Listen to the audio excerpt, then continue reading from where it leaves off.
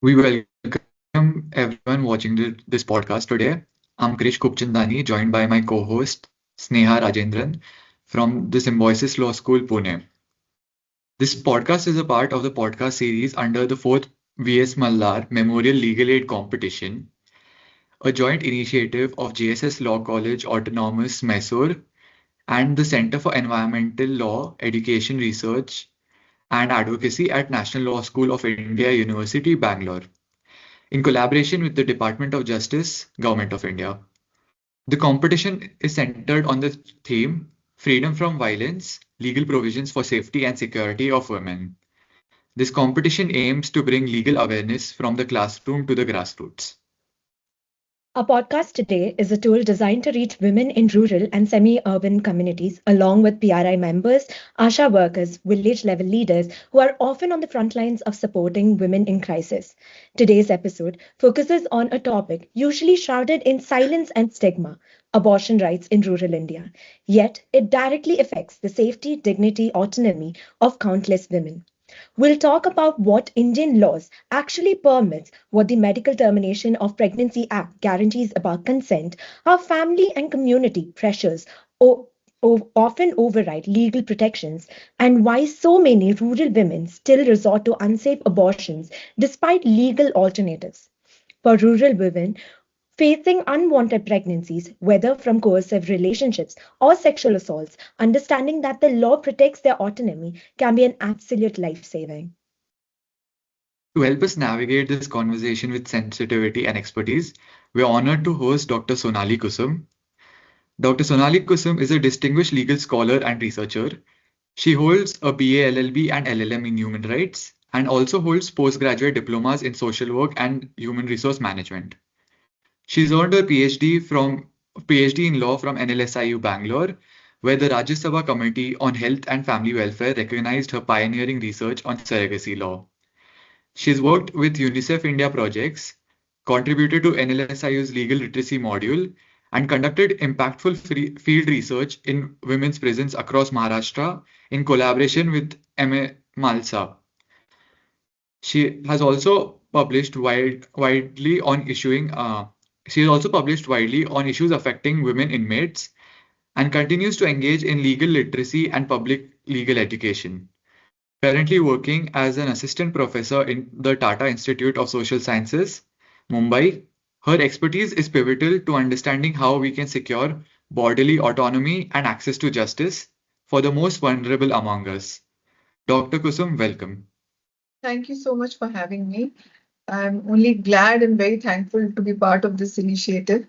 This is first of its kind and very innovative to see young law students to have a podcast like this on a very, very significant issue facing our country today.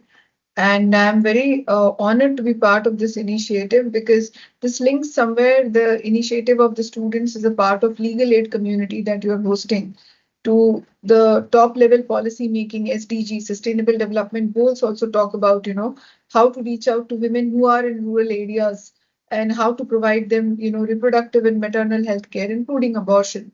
So I'm very glad and thankful to be part of this. Thank you so much for having me.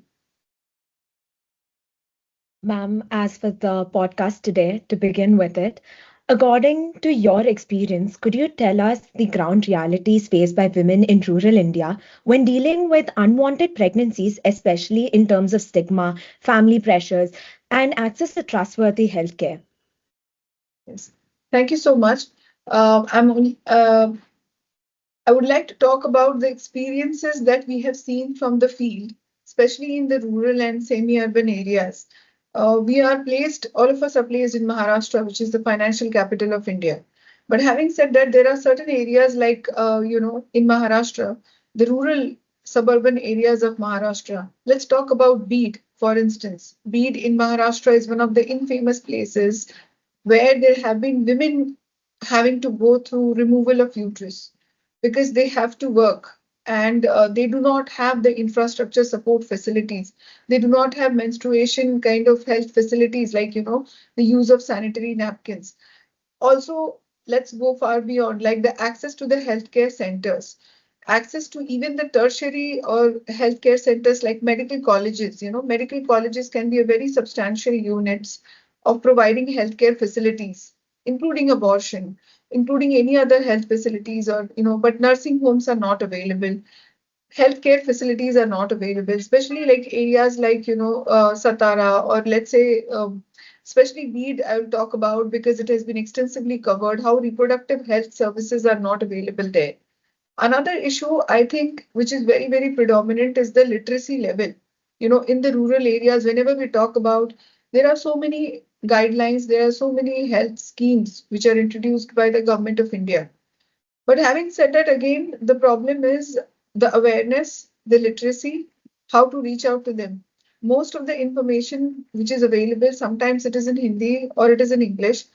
The availability of the knowledge in the indigenous local community level languages, regional languages, that is somewhere another problem. The third thing in the rural area which we have found is that women don't have so much time to take a day off. Most of the women who are working, for instance, in Manrega, who are working as in the unorganized sector, let's say the street vendors, migrant women workers, or the ones who are working as domestic maid also, they're all falling in the unorganized sector. Now, in the rural scenario, most of the women are in the unorganized sector. So for them, we need to have an approach which is using more like a community-centered practices, community-centered education, like something like using a signage, giving a toll-free number, showing them a map where it leads to, like where they should go, who should they meet. That kind of information bulletin also needs to be prepared. It need not be only just the information which is, available in black and white. And another fourth thing which I feel very crucial is the involvement of the local self-governing bodies. Somewhere I think we have missed out on tapping the resources which can be availed from the local self-governing bodies like, let's say panchayats or taluk level services. I think those kind of institutions can be of great help to provide them information, to provide them counseling, to provide them options. So I think these are some things which I found in the rural areas. The idea of tapping on the resources of the local self-governing body is very crucial. Of course, along with the local self-governing body, I would like to also add the role of these midwives. Somewhere their role is also very important. And having community-centered approach and community-centered education so that information bulletins can be done in regional languages, dialects, and also using sign and signages. We have very wonderful emoticons. We have, other things and AI apps. So I think those kind of information bulletin needs to be prepared. Thank you, ma'am. Moving on to the next question. As we know, the MTP Act makes the adult women's consent a central requirement. Yet in rural communities, only 1.3% of rural women know that abortions are legal, and 65% of induced abortions are unsafe. And so families and spouses often override her choice. So, how can legal and community level interventions ensure that her consent is genuinely respected in practice? Yeah. So this is another very core issue. Somewhere consent is something in Indian society which has to be fraught with lot of emotional, legal, and social aspects, and also cultural aspect. See, when we talk about abortion, it is of course a very taboo kind of a concept. There's a lot of stigma. Also, along with stigma, there's a lot of myth. There's a lot of misconceptions about it. What will be the post effect of abortion? Another thing when we talk about that, consent formation. A consent can be formed only when there is an information prior to it. That is why if you see in the biomedical ethics, you have UNESCO biomedical guidelines, ethical guidelines, or in the medical practitioners also.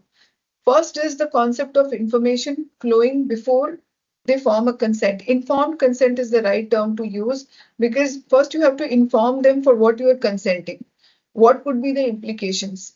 And what could be the impact, immediate impact, short term, long term? I think somewhere that information itself is not reaching out to them. Then comes the whole process of consent, which involves essentially decision making. And for a decision making, the agency of the women is very important. Somewhere we have to respect the ideas, what has been, restored by the apex courts, Supreme Court, High Court, and series of judgment. How do you empower women to make decisions for themselves? That has to be inbuilt in women, and then it can flow in different, arenas. It could come in deciding about medical procedure, whether to go for it or not. And abortion can be one of them. But first, we have to understand what is the autonomy, bodily dignity, integrity of a woman to decide for herself. Somewhere MTP Act confers that. See, we are one of those rare countries where in India we have legalized abortion from the time of 1971.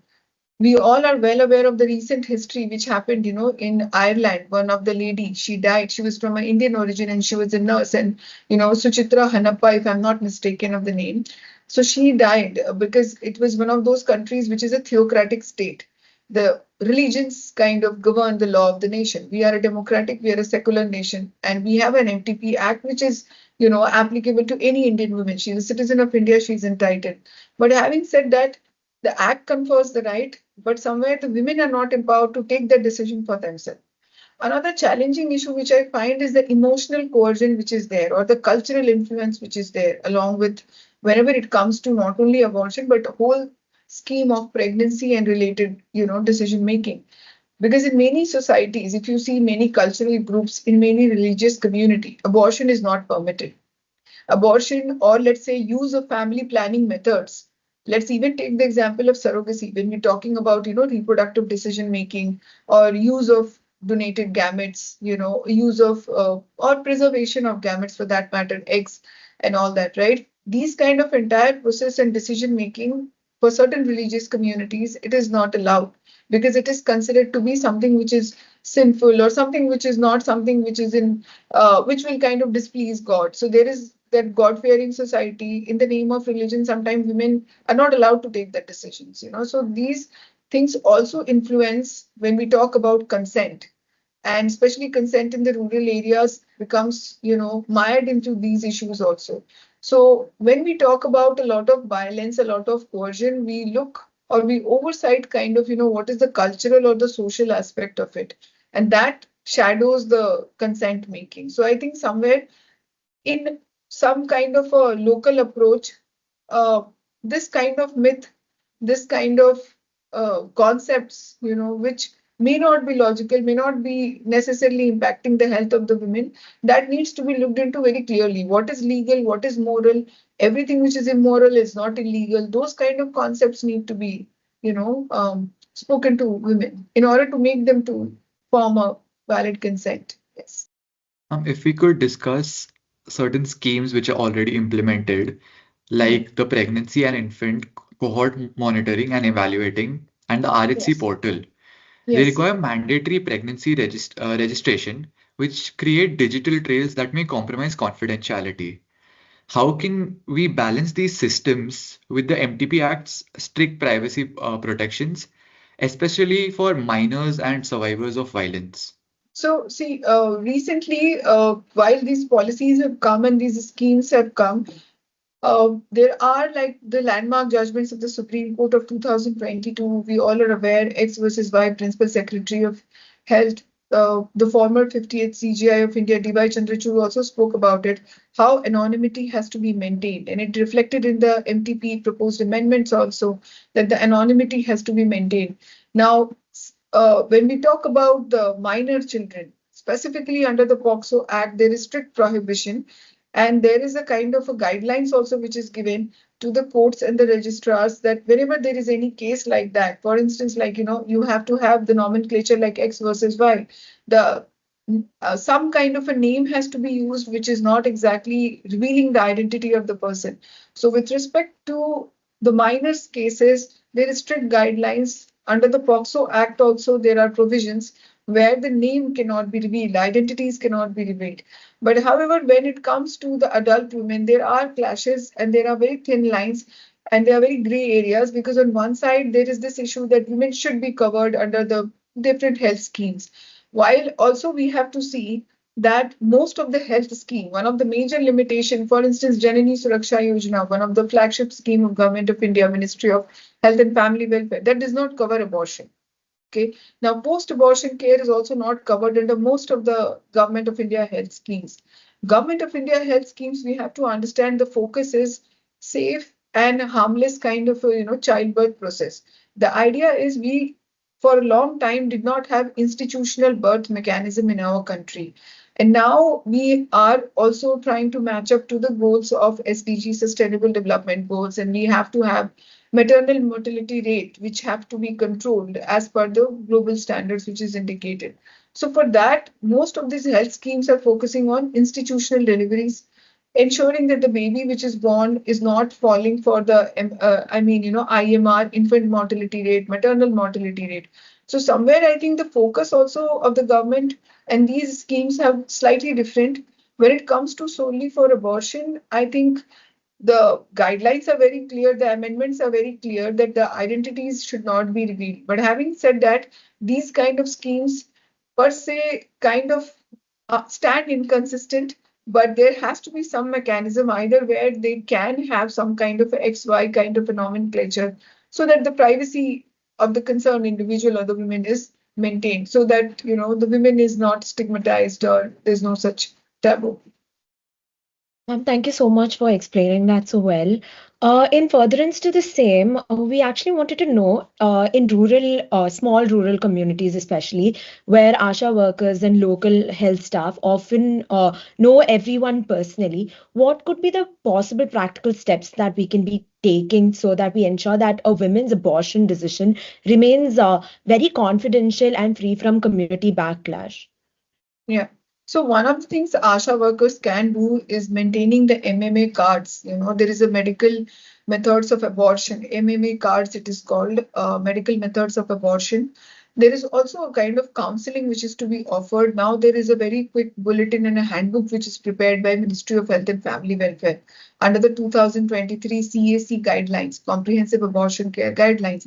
So under that, two things that the ASHA worker can do is to maintain that anonymity also and to maintain confidentiality. You maintain the cards for each of these, ladies, and there are days when they are meeting them, and then they can take down the details at which stage of, um, pregnancy the termination is being done. Is it the first trimester, second trimester, up to 12, up to 20 weeks, or so on, so forth. Of course, beyond 20 weeks, it is the call of, one registered medical practitioners, and then they're on the boards. But up to 12 and from 12 to 20, there is a lot of things which the ASHA workers or the health workers can do.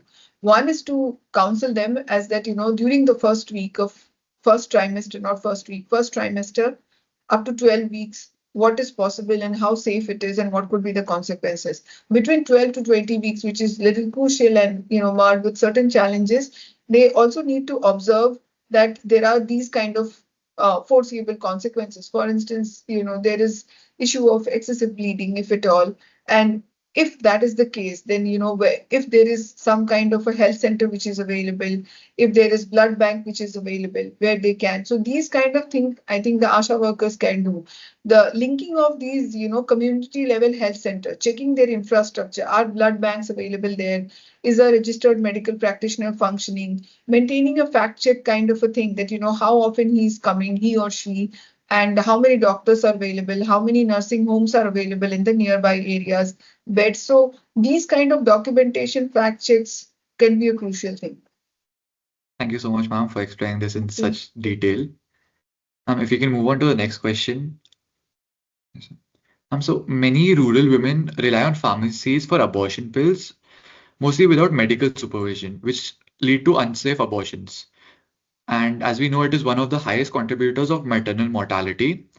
What deeper systemic gaps allow these informal methods to be so widespread, and how can the law respond without restricting access? Yeah, so one of the things that is there is that, because there is so much of commercial advantage to this and there is so much advertising about it, I think it is also not the onus of only health department. I think the Ministry of Information Broadcasting also needs to come up with some kind of a statutory warning about it, that these kind of, on the counter pills are available, but what kind of risk. And another thing, in the advertisement also, there needs to be some kind of a warning or a caution which needs to be given, that this should be taken only after a certain age or with consultation with the doctor. So this needs to be coming out in the advertisement, because a lot of these advertisements are brought out in the multimedia channels, and there is a lot of misleading communication. So advertising law also needs to look into this. The media needs to also look into this. Another aspect is that there needs to be some kind of a information provided to the healthcare workers also, that if there is any exigency or any kind of an issue, for instance, after taking the pill, if the woman goes for excessive bleeding or there is no bleeding at all, there is no menstruation, the impact which can happen on menstruation, that if the healthcare workers can tell the women, and this is particularly a problem among the adolescents. Let's talk about the adolescents, especially when we are a country which is having such high number of cases of POXO, and age of consent is also being looked at. It is spoken of that it will be revisited. So in such a scenario, the adolescent pregnancies are a huge problem, and adolescents are facing this issue of purchasing these kind of pills and having the health side effects. So I think in the universities also there is a counseling center, there's health counselors. So I think they also need to put out some kind of an information bulletin and educate them about it, and what could be the consequences, especially on the menstrual health and consequently their pregnancy and overall reproductive health. Ma'am, to just delve a little more deeper into this aspect, we wanted to know from a policy standpoint, what structural gaps would be there in the rural healthcare, which makes the unregulated pharmacy abortion so prevalent, despite their serious health and legal risks. As we can see, as per the National Family Health Survey 2015 study, almost three-quarters of India's annual abortions are performed using medical abortion purchase from pharmacists outside of healthcare facilities, which indicates that rural pharmacies increasingly act as informal abortion providers by dispensing MTP kits without medical oversight. So, what would be the structural gap that we can state from a policy standpoint? Yeah, one of the things is the gap of access. In India, one of the problem is accessibility gap and the knowledge gap. I think accessibility is a huge problem because we are talking about availability of registered medical practitioners. If we see the MTP Act, even the amended act and the previous 1971 also talks about you have to have a registered medical practitioners.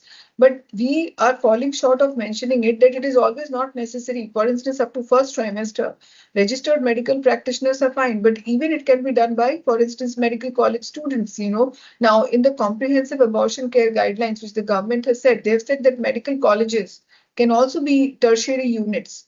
And they also can be places where they can provide some kind of this services like termination of pregnancy with the consent of women. Somebody who is an gynecologist, if having a certain number of experiences, it could be private, it could be individual and all that. So those individuals can also be brought into this. Like we have in law, pro bono, legal clinics and also. So I think the medical institutions also, and medical colleges also can have this kind of a service centers where the students can provide these services, especially the final year students and all can do that. So because accessibility, remoteness, geographical remoteness, connectivity is a huge problem, not only for abortion in rural areas, but if you see the stature of the pregnancy and the institutional healthcare services which is available.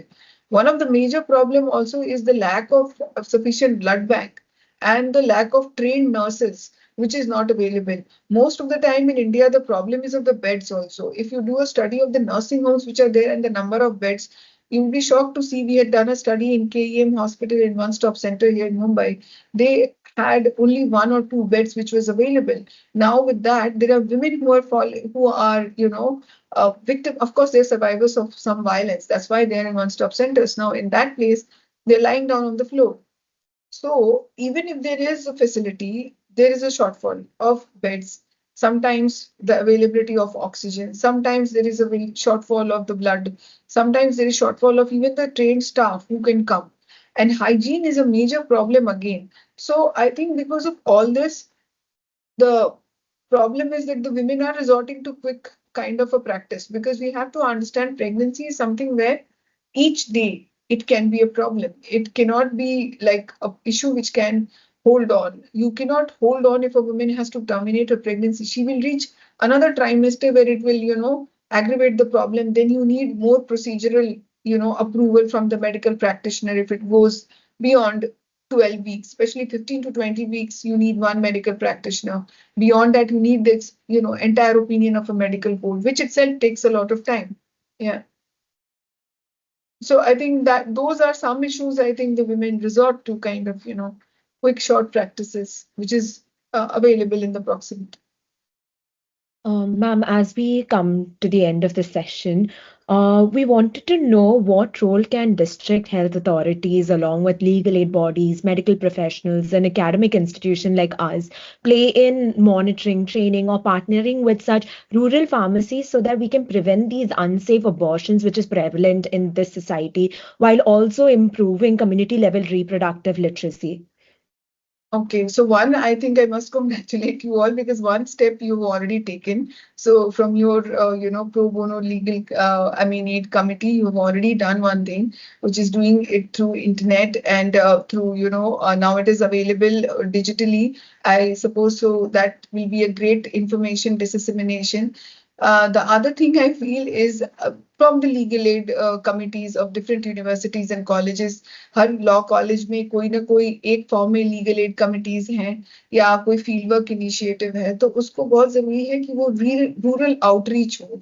You have to identify which is the near by rural area. It has to be done very geographically in the sense आपको एक map लेना चाहिए और map के साथ आपको locate करना चाहिए विच आर द एरियाज जहाँ पे एमएमआर ज्यादा है, मैटरनल मोर्टेलिटी रेट या रिप्रोडक्टिव हेल्थ की कोई स्पेसिफिक प्रॉब्लम है. It can not be done in a very arbitrary manner.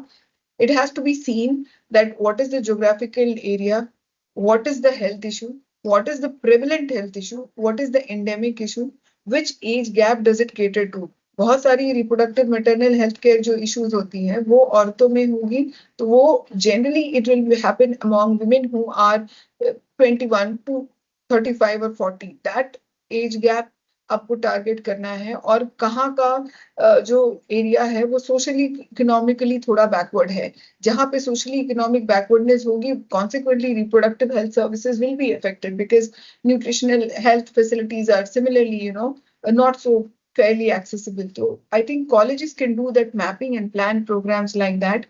Another thing, colleges themselves, like through the help of District Legal Services Authority, I think Legal Services Authority Act in India is a great resource. With the help of DALSA, with the help of SALSA, State Legal Services Authority, you can tap onto any of these districts which are socially economically backward or where you see the health indicators are slightly not so forthcoming. So in those areas, with the help of DALSA, you can plan something like an awareness camp or an awareness session for, like medical termination of pregnancy act or any other health related issues. That awareness camp can be done. Another thing with DALSA is a great advantage is the paralegal volunteers, PLVs, and their lawyers are also very good, pool of information. PLVs can do some kind of a documentation for them. PLV हमेशा ही paralegal volunteers, we associate a lot in our institution. We collaborate with DALSA extensively. We use the PLV support. We also use the support of, the legal aid lawyers who are available, the retainer lawyers and other lawyers who are available. And we take their cases. For instance, किसी को कानूनी मदद चाहिए तो वहां पे कोई जन सुनवाई टाइप का प्रोग्राम कराना, involve the State Women's Commission and conduct a Jan Sunwai kind of a camp. Like they will be lawyers, they will be social workers who will provide counseling. And जिनको counselling के बावजूद कुछ कानूनी मदद चाहिए तो वो कुछ लॉयर से कंसल्ट कर सकते हैं. तो ये सब जो हेल्प होती है वो through the state linked institutions, and the colleges can come together and they can do it. And besides this, if you see the role of doctors, like you mentioned, the district level and others, like as I was saying, the Federation of Obstetrician Gynecology Society of India, FOXY, or AIMS, इनके काफी सारे subsets हैं जहाँ पे काफी सारे medical professional bodies हैं who work on reproductive health services. उनको डिस्ट्रिक्ट लेवल पे कोई कैंप के लिए अप्रोच करना, उनके थ्रू मेडिकल सर्विसेज अवेलेबल कराना. ऑलरेडी एम्स और ministry of health and family welfare rural areas में डॉक्टर्स की टीम ले जाती है, बट उसके बावजूद भी इंफॉर्मेशन प्रोवाइड करना ज्यादा जरूरी है before they decide what they want to do with their body. So that's it. Thank you. Thank you so much, ma'am, for your suggestions and insights. As we conclude this episode of the Legal Podcast, it becomes clear that abortion rights in rural India are a matter of both statutory interpretation and dignity, access and justice. The MTP Act and constitutional provisions such as Article 21 recognize a woman's autonomy, her right to privacy, and her right to make decisions about her own body. Yet, the lived reality in rural communities reveals a stark gap between legal promise and practical experience. We extend our heartfelt gratitude to Dr. Sonali Kusum for her invaluable insights and guidance through the complex intersection of law, reproductive rights, and rural social realities. Her expertise reminds us that creating safe, equitable, and rights affirming environments for reproductive healthcare is essential. Thank you to everyone listening to us today. Let us continue working together towards bridging the gaps between law and lived social reality.